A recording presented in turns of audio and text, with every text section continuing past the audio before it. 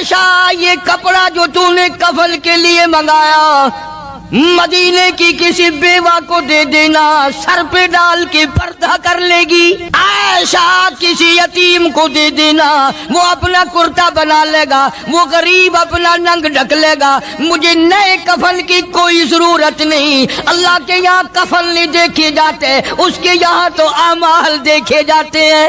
کو لکھ بھیجا ابو بکر کے یہاں اس سے کم آٹے میں گزارا ہو سکتا ہے، اتنا آٹا کم کر دیا جائے۔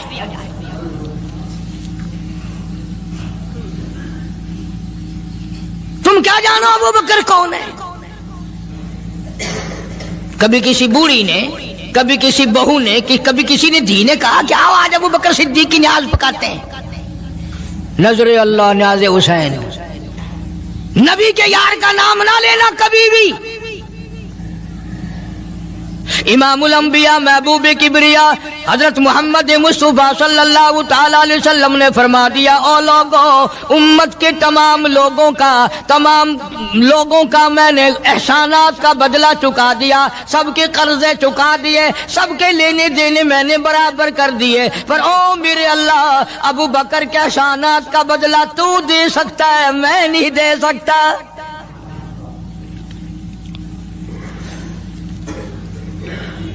سارا گھرانہ بڑا عجیب ہے، گھر کا گھر بڑا عجیب ہے۔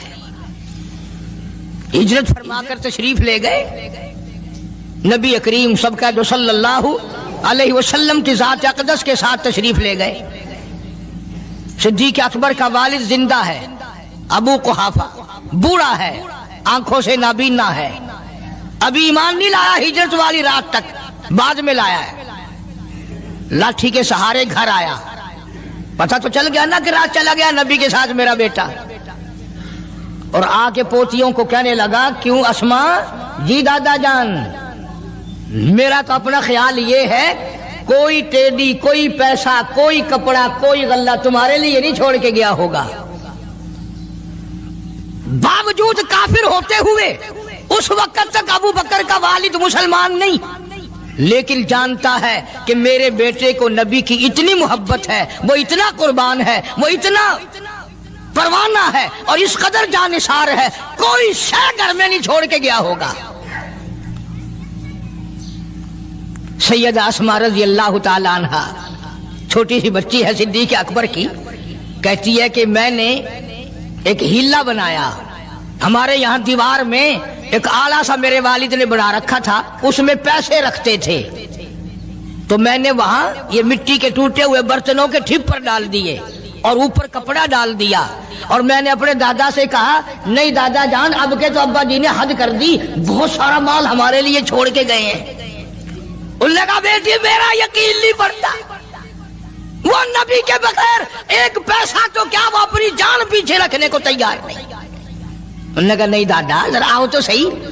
کہتی ہیں کہ میں نے اپنے دادا کا یوں ہاتھ پکڑ کے، دکھتا تو تھا نہیں، اس کپڑے کے اوپر پھیر دیا کہ دیکھیے یہ آلہ ہے نا، یہ تاک ڈالا کہ سب بھرا پڑا ہے۔ یہ کہنے لگا، اچھا بہت اچھا کیا، تمہارا گزارا ہو جائے گا، مجھے بڑا فکر تھا، مجھے بہت پریشانی تھی، اب میں بے فکرہ ہو گیا کہ تمہارے لیے تمہارا ابا کھانے پینے کے لیے تو چھوڑ گیا۔ سیدہ اسماء کہتی ہیں، حالانکہ جس وقت میں نے یہ کارروائی کر کے دکھائی، ہم 2 دن کے بھوکے تھے۔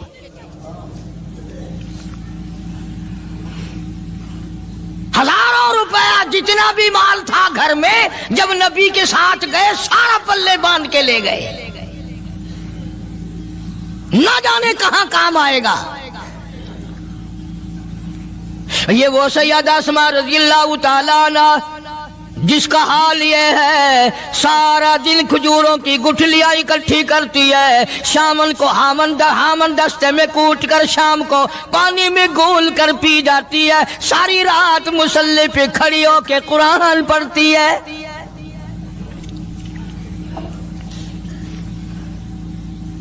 عجیب قسم کا گھرانہ ہے صدیق اکبر رضی اللہ تعالیٰ عنہ کا۔ غربت نہیں تھی، سارے کا سارا قربان کر کے غربت بنا دی، نہیں دیکھا آل کو، نہیں دیکھا مال کو، نہیں دیکھا اپنی جان کو، سب کچھ قربان کر دیا۔ इमामुल अंबिया महबूब किबरिया हजरत मोहम्मद मुस्तफा सल्लल्लाहु ताला अलैहि वसल्लम ने इस कदर रफाकत जोड़ी, इस कदर यारी बनाई कि कभी भी अलग नहीं हुए। आज तुम कुरान पढ़ते हो, कारी हनीफ कुरान पढ़ता है, क्या असर होगा किसी पे? जनाब अबू बकर सिद्दीक रज़ियल्लाहु ताला अन्हु मक्का मुकर्रमा में नमाज की नीयत बांध कर कुरान करीम की तिलावत करते हैं। उलमा ने लिखा है कि पहाड़ भी हिलने लग जाते थे। और काफरों ने नबी पाक सब कह जो सल्लल्लाहु अलैहि वसल्लम से शिकायत की कि अपने अबू बकर को कहो ये रात को कुरान जोर से ना पढ़े, हमारे बीवी बच्चों पे असर होता है। हमारे बच्चे मुसलमान बनने के लिए तैयार हो जाते हैं, हमारी औरतें कुरान सुनकर कुफर छोड़कर मुसलमान बनने को तैयार हो जाती हैं। अबू बकर से कहो ये आहिस्ता कुरान पढ़ा करे। यानी उसकी जुबान में इस कदर तासीर थी और इस कदर अल्लाह तबारक व तआला ने खौफ रखा था, जो सिद्दीक की जुबान से कुरान सुनता था मुसलमान बनने के लिए तैयार हो जाता था। आज हम कुरान पढ़ें, हदीस पढ़ें, कुछ भी पढ़ें, असर नहीं होता। कैसे हो? हमारे यहाँ दिलों में जगह हो जभी तो बात बने। इसलिए कुरान करीम कहता कल्ला बल राना अला कुलूबिहिम मा कानू यक्सिबून। गुनाह करते करते, हराम खाते खाते इस कदर दिल काले हो गए, अब कुरान के लिए, दीन के लिए, ईमान के लिए गुंजाइश कोई नहीं, अंदर गुंजाइश खत्म हो गई, सारा दिल भर गया। फरमा कल्ला इन्नहुम अन रब्बिहिम यौमा इदिल लमहजूबून। हरगिज़ ऐसा नहीं, जो लोगों का ख्याल है दीन इनके ख्यालात पे नहीं चल सकता। जनाब अबू बकर सिद्दीक रज़ियल्लाहु ताला अन्हु बीमार हैं, आखिरी वक्त करीब है। अल्लाह अल्लाह।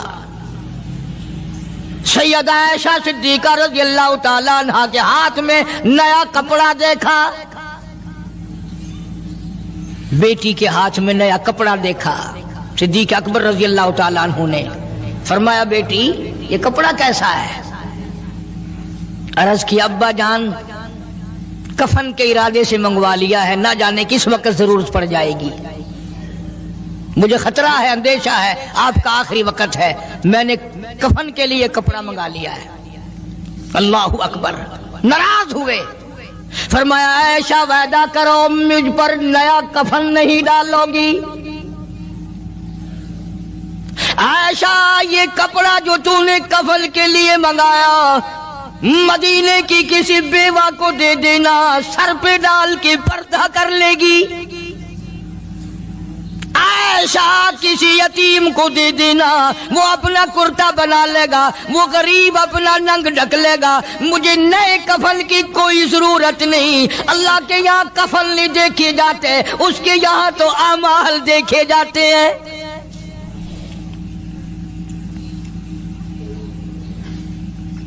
हज़रत आयशा रज़ियल्लाहु ताला अन्हा ने इसरार कर दिया, अब्बा इजाजत दे दो, अब तो मैंने मंगा लिया है, अब तो मैंने मंगा लिया है, दुनिया क्या कहेगी? वक़्त का हुक्मरान, वक़्त का बादशाह, नबी